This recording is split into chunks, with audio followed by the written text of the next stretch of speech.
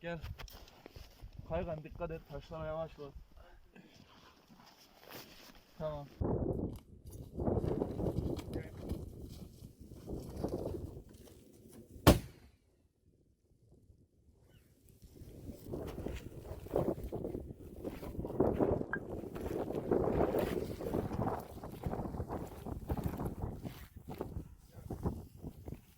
Geç.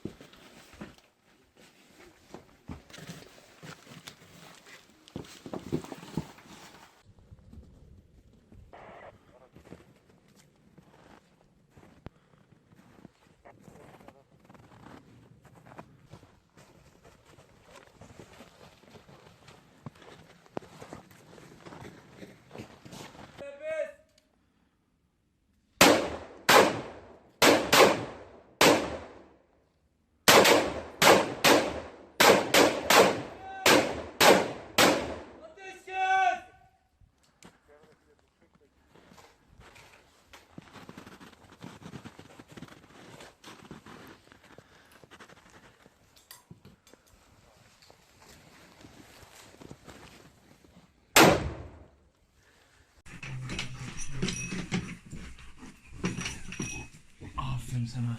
Bir saniye bekle. Bekle. Bekle. Bekle. Aferin sana. Sen çek onu bak.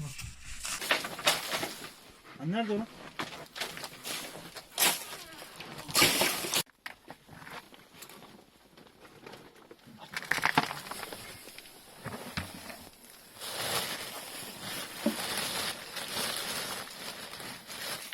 Nerede oğlum? Nerede oğlum? Aferin sana. Gaz. Nerede oğlum?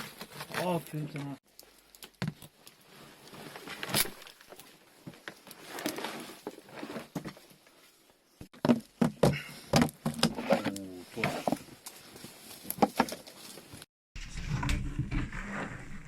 Nerede oğlum?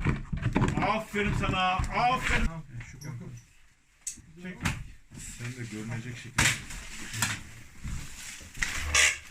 Burada bir tane daha var.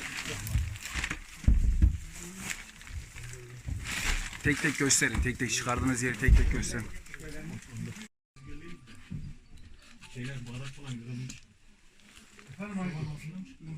Nerede?